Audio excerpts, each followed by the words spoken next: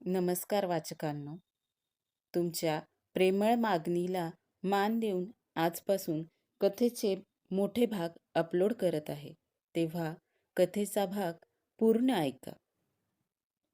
मागील भागात आपण पाहिलं, सुधीररावांनी गौरी आणि मानसीची शहरातल्या शाळेत ॲडमिशन केली होती. गावातलं सगळं सोडून जाण्याची मंदाताईंची तयारी नव्हती. पण सुधीररावांच्या हट्टापुढं त्यांचं काहीच चाललं नाही. नाईलाजानं मंदाताईही शहरात राहायला तयार झाल्या. आता पाहूया पुढं. हे जीवन सुंदर आहे, भाग 26. मानसी, हे बघ, मी तुझ्यासाठी काय आणलं.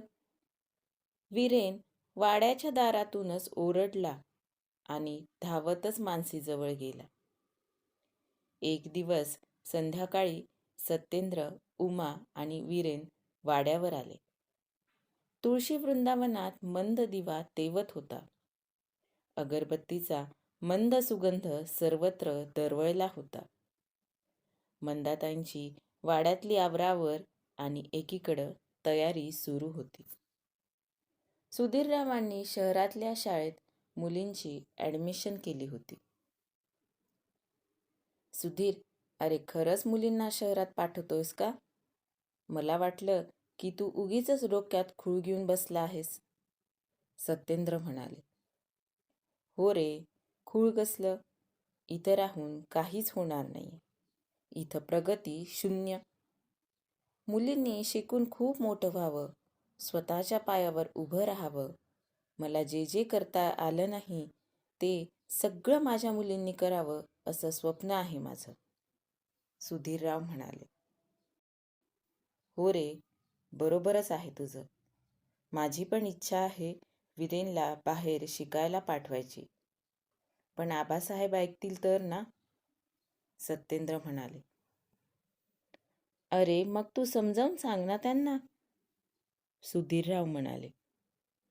सांगितलं रे, असं विरोधकांना घाबरून पळून जाण्यात काय अर्थ आहे असं म्हणत होते. आणि ते म्हणत होते की आपण केलेल्या कामावर आपणच विश्वास नाही ठेवणार तर लोक कसा ठेवतील? यावर आता मी काय बोलणार, तूच सांग. सत्येंद्र म्हणाले. म्हणजे मला नाही कळलं काही. मंदाताई म्हणाल्या. वहिनी, शाळा आपणच सुरू केली नाही का?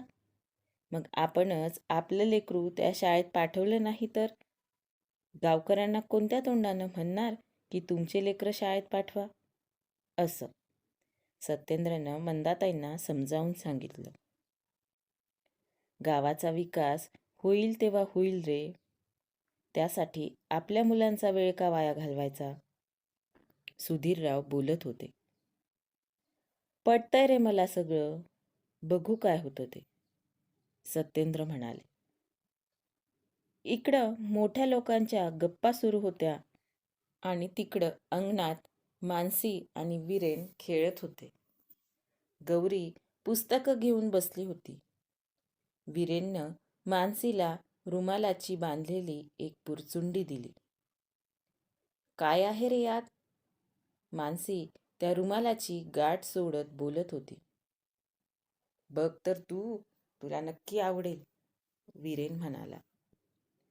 मानसीच्या छोटूशा हातानं रुमालाची गाठ काही सुटली नाही. तिनं दातानं ती गाठ सोडली. त्या रुमालात सागरगोट्या, कंचे, शाळेतल्या ग्राउंडवर पडलेल्या वाळूतून गोळा केलेले शंख शिंपले, शिंपल्यांच्या पेट्या आणि खूप सारे खडू होते. किती सुंदर! पण आपण तर हे सगळं आपापल्यासाठी गोळा केलं होतं. माझ्याजवळ माझे शंख शिंपले आहेत ना, आणि हे तर तुझे आहेत की. आणि ह्या शिंपल्यांच्या पेट्यांमध्ये मोती तयार होतात ना, तू या पाण्यात का नाही ठेवल्या? मानसी सर्व कुतूहलानं बघत होती. हो, माझेच आहेत. पण माझी आई मला म्हणाली की तू आता शहरातल्या शाळेत शिकायला जाणार.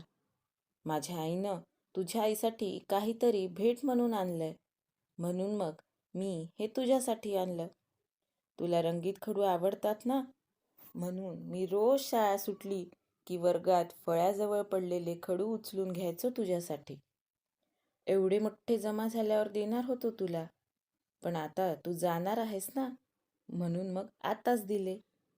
आणि माझ्या या शिंपल्यांच्या पेट्याही तूच ठेव. त्यात मोती तयार झाले तर तुलाच राहू दे. वीरेन एवढूसं तोंड करून बोलत होता. खरंच मला खूप आवडलं हे, आणि हे मी कुणाला देणार नाही, मानसी म्हणाली. खरंच का? तुला तर नवीन शाळेत नवीन मित्रमैत्रिणी भेटतील. पण मग तू इकडं कधी येशील? वीरेन म्हणाला. आई म्हणत होती की सणावाराला सुट्ट्या असल्या की आम्ही इकडंच येणार म्हणून. मानसीनं त्याला सांगितलं. हो, मग तू आली ना की आपण खूप खेळत जाऊ. तुझ्यासाठी मी अजून खूप शंख शिंपले गोळा करून ठेवील. आणि रंगीत खडू पण. तू येशील ना तेव्हा देईल मग मी, वीरेन आनंदानं बोलत होता. तेवढ्यात मंदाताईंनी तिघांना जेवायला आवाज दिला. दोघंही धावतच घरात गेले. हातपाय धुवून जेवायला बसले. गौरीही त्यांच्या मागच आली. बाळगोपाळांची जेवणं झाली. नंतर घरातल्या माणसांची, आणि शेवटी मंदाताई आणि उमा जेवायला बसल्या. मंदा, करमायचं नाही बघ तू गेल्यावर. किती सवय झाली होती तुझी, उमाताई म्हणाल्या. हो ना, तिकडं राहायचं हा विचार करून माझ्या पोटात गोळा येतो ग. इकडं मुली शाळेत गेल्या तरी वाड्यावर दिवसभर काही ना काही कामं पुरायची. तिकडं काय करेल मी देव जाणो. मंदाताईंचा आवाज क्षीण झाला होता. जेवण झाल्यावरही उमा आणि सत्येंद्र बराच वेळ वाड्यावर गप्पा करत बसले होते. वीरेन उमाच्या मांडीवर डोकं ठेवून झोपला होता, तर मानसी मंदाताईंच्या मांडीवर डोकं ठेवून झोपली होती. उमा आणि सत्येंद्र रात्री बराच वेळपर्यंत वाड्यावर थांबले होते. दुसऱ्या दिवशी सकाळी लवकर उठून मंदाताईंनी सोबत डब्बा नेण्यासाठी म्हणून स्वयंपाक वगैरे केला. ठरल्याप्रमाणे दारात एक जीप येऊन उभी राहिली. सुधीररावांनी जीपच्या मागच्या बाजूत सामानाची बांधाबांध केली. तितक्यात उमा आणि सत्येंद्रही आले. काकी, वीरेन नाही आला का? मानसीनं एवढूसं तोंड करून विचारलं. अगं, मी त्याला उठवलं झोपेतून, पण उठल्या उठल्या कुठं पळून गेलाय काय माहीत. येईल इकडंच. त्याला माहिती आहे तुम्ही जाणार आहात ते, उमाताई म्हणाल्या. बराच वेळ झाला. सर्व सामानांची बांधाबांध झाली, पण वीरेन काही आला नाही. उमा आणि सत्येंद्रचा निरोप घेऊन सगळे जीपमध्ये बसले. त्यापूर्वी मंदाताईंनी वाड्यातल्या घरगड्याला काही सूचना दिल्या. मंदाताई देवघरात गेल्या. श्रीरंगा, तुझ्या भरोशावर सगळं करतंय रे. वाड्यावर तुझी कृपा अशीच राहू दे, आणि तिकडं मुलींचं सगळं एकटीनं करायची ताकद दे. श्रीकृष्णाच्या मूर्तीसमोर हात जोडून मंदाताई श्रीकृष्णासोबत जणू बोलत होत्या. बाहेर येताना त्यांनी संपूर्ण वाडा डोळा भरून पाहून घेतला. तिथल्या वस्तूंवर मायेनं हात फिरवला. डोळ्यातलं पाणी अलगट टिपत त्या बाहेर आल्या. लक्ष राहू दे ग, उमाच्या गळ्यात पडून मंदाताईंनी अश्रूला वाट मोकळी करून दिली. मंदा, तू पण ना, जसं काही सासरी जाते असं बोलत आहेस. सुधीरराव म्हणाले तसं गहिवरलेलं वातावरण निवळलं. वीरेंची भेट झाली नाही म्हणून मानसीचं तोंड एवढूसं झालं होतं. खट्टू मनानं ती जीपमध्ये मधल्या सीटवर खिडकीजवळ बसली. सगळ्यांचा निरोप घेऊन जीप निघाली. मानसी आपलं गाव, शाळा सगळं अगदी डोळ्यात साठवून घेत होती. नकळतच तिच्या निळ्या डोळ्यातून पाणी वाहू लागलं. जीप वेशीपाशी आली. इतक्यात दुरून एक मुलगा पळत येताना मानसीला दिसला. बाबा, गाडी थांबवा, तो बघा, वीरेन धावत येतोय, मानसी म्हणाली. तसं सुधीररावांनी ड्रायव्हरला गाडी थांबवायला लावली. त्यानं रस्त्याच्या कडेला गाडी उभी केली. वीरेन धावत तिथं पोहोचला. त्याला दम लागला होता. का रे बाळा, काय झालं आणि किती लागलंय तुझ्या हातापायांना? मंदाताई वीरेनला जवळ घेत म्हणाल्या. मानसी, हे घे, एवढे मोठे आवळे, तुला आवडतात ना, म्हणून तिकडून मुद्दाम आणले. दूरवरच्या झाडाकडं बोट दाखवत वीरेननं रुमालाची एक पुरचुंडी मानसीला दिली आणि पॅन्टच्या आणि शर्टच्या खिशातून आवळे काढून दिले. वा, मानसीच्या चेहऱ्यावर आनंद ओसंडून वाहत होता. मंदाताईंनी वीरेनला पाणी प्यायला दिलं. तोपर्यंत सत्येंद्रही त्याला शोधत तिथं आले. अरे लबाडा, इथं आहेस होय? सगळा गाव पालथा घातला मी तुला शोधत.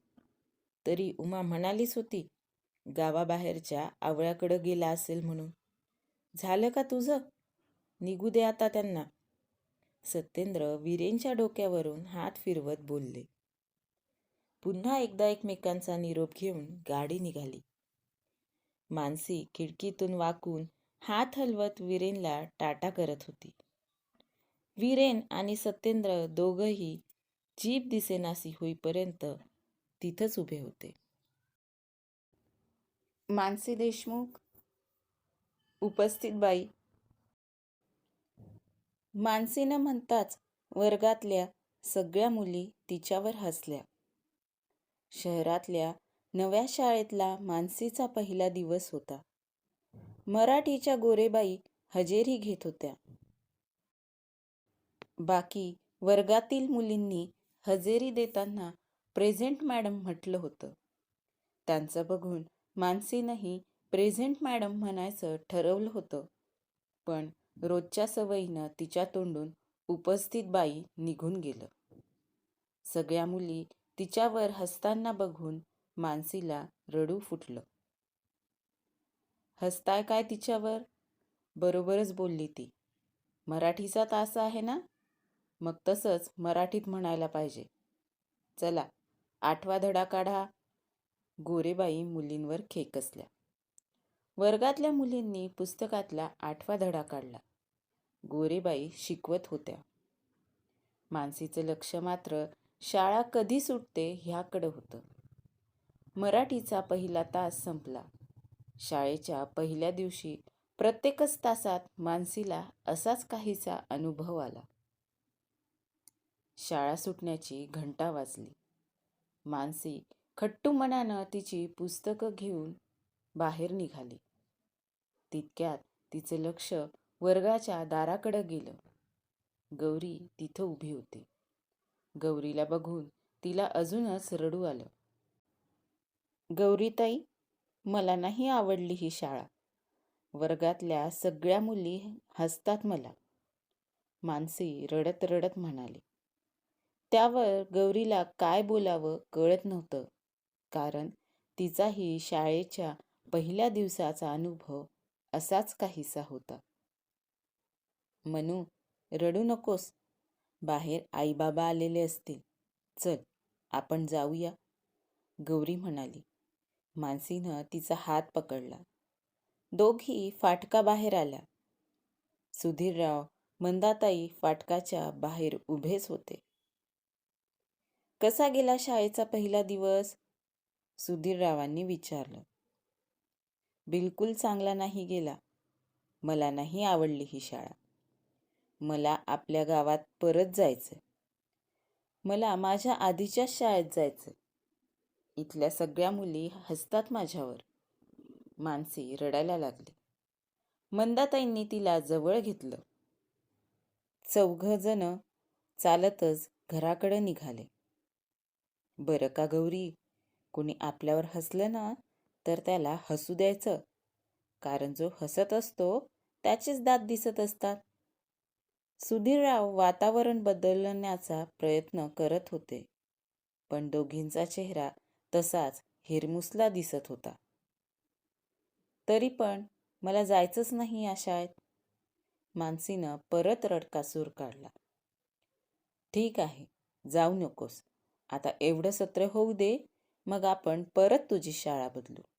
पण तोपर्यंत तू रोज शाळेत जायचं. शिक्षक काय शिकवतात ते नीट लक्षपूर्वक ऐकायचं आणि आनंदी राहायचं. हसणाऱ्यांना हसू द्यायचं.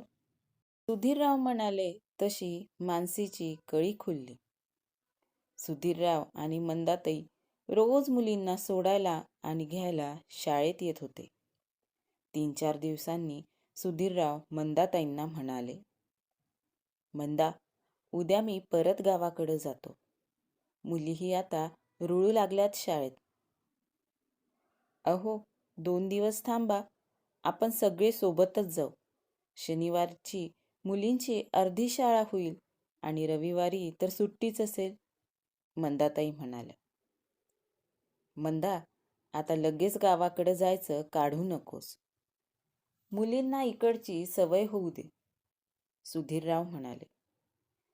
मग तुम्ही तरी 2 दिवस थांबा, मंदाताई म्हणाल्या.